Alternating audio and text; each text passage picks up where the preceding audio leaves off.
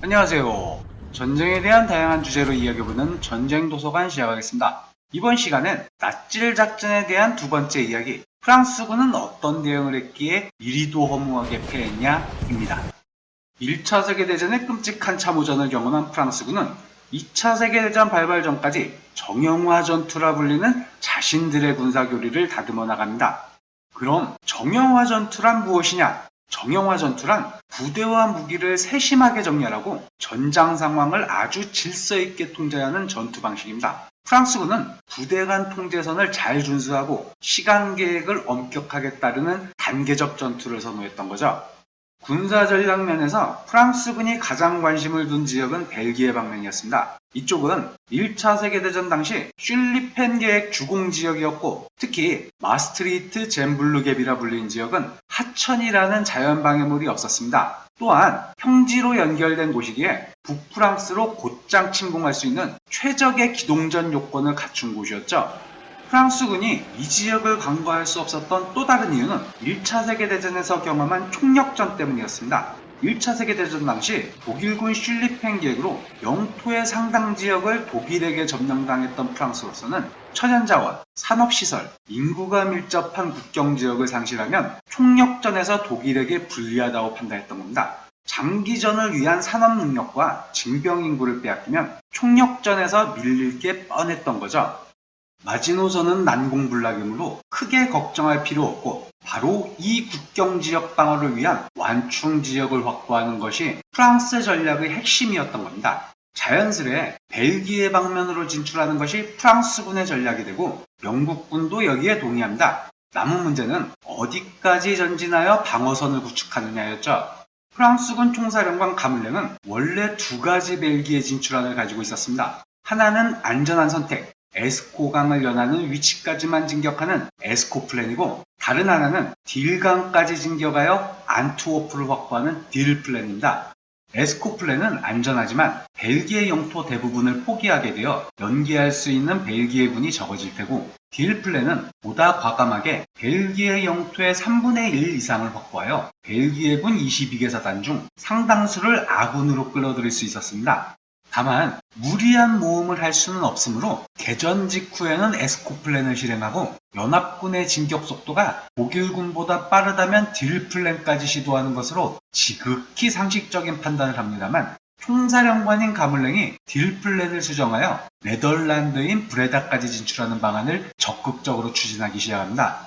가물랭 생각에는 브레다까지 진출하면 네덜란드군 10개 사단도 아군이 될 수 있고, 독일군의 셀드강 입구 접근을 차단할 수 있다는 것이었죠. 이 브레다 수정안에 따르면 프랑스군 일반 예비대인 제7군을 투입하여 브레다로 진격한다는 거였습니다. 예비대가 심각하게 줄어드는 상황을 지켜볼 수 없었던 북동부 전선 사령관 조르주가 격하게 반대하지만, 가물랭은 귀신에 홀린 듯 딜 브레다 수정안을 밀어붙인다. 소중한 예비대를 무의미한 딜 브레다 수정안에 때려박은 이 선택이야말로 프랑스군 몰락의 가장 큰 원인이라고 할 수 있겠죠. 자, 독일 국경지대는 마지노선이 있고, 벨기에 방면에는 딜 브레다 수정안에 따라 프랑스군 최정예 부대와 영국 원정군이 있습니다. 그럼 아르덴 지역은 어떨까요? 독일군이 이 지역으로 뚫고 오려면 룩셈부르크 국경방어선, 벨기에 제1요새방어선, 벨기에 제2요새방어선, 세뮤어강 협곡지대, 프랑스 국경요새, 그리고 무엇보다 프랑스군의 주방어선이 형성된 마스강 벙커방어선을 연속적으로 돌파해야 했습니다. 그리고 마지노선의 끝자락에서 스당까지의 방어부대로 윙치에르가 이끄는 프랑스 2군이 있었고, 스당에는 예하의 55보병사단이 버티고 있었죠. 55사단은 예비역 장비와 병사가 대다수이고, 진지 공사하느라 교육훈련도 부족했고, 순환 배치로 인해 각 대대가 혼재되어 단결력이 약화되었지만 11개 포병대대가 배속되어 있어 화력만큼은 아주 막강했습니다. 프랑스군도 아무 대비 없이 아르덴을 방치한 건 아니었던 거죠.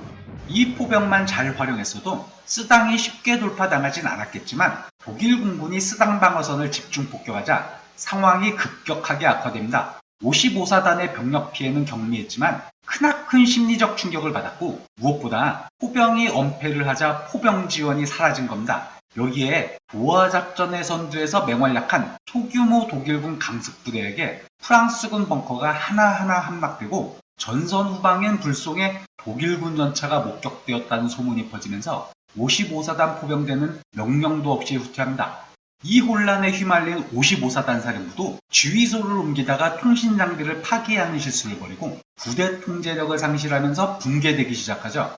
프랑스군으로서는 불행한 사건이었지만 아직 만회할 여지는 충분했습니다. 상급 부대인 10분단은 군단 예비인 213 보병연대, 205 보병연대, 7전차대대, 4전차대대를 배속해주면서 55사단장 라퐁텐에게 서둘러 반격하라고 명령합니다. 그랑사르 군단장이 라퐁텐에게 명령을 내린 시간은 5월 14일 20시, 라퐁텐이 반격을 명령한 시간은 5월 15일 05시, 무려 9시간의 차이가 있습니다. 그동안 라퐁텐은 무엇을 했던 걸까요?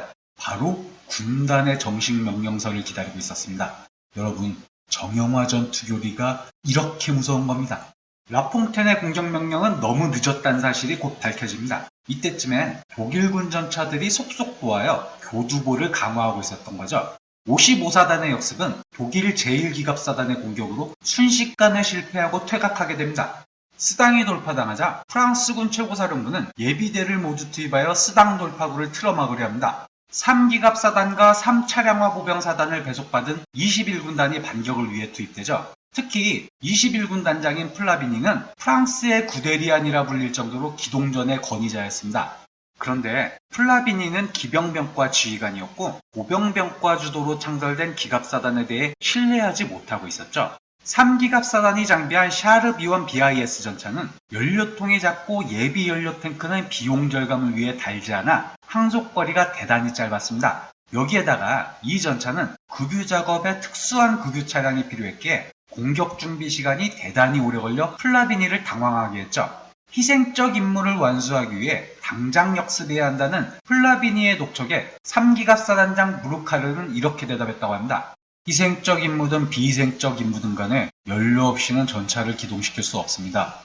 3기갑사단의 준비가 지체되자 플라비니는 역습을 취소하고 일단 방어를 하기로 합니다. 그런데 이번엔 지연되고 있는 역습에 의아함을 느낀 북동부 전선 사령관 조르주가 직접 나서서 역습을 명령하게 되죠. 이에 따라 플라비니도 다시 공세를 취하려고 하지만 이때는 3기갑사단이 방어를 위해 여기저기 분산되어 있어 집결을 시키기 대단히 어려웠습니다. 부족한 통신 능력, 또다시 붉어진 긴 연료 보충 시간 등으로 공격은 다시 흐지부지되죠. 연달아 반격에 실패하자 프랑스군은 스당 돌파구를 방어할 새로운 부대로 투숑의 육군을 투입합니다.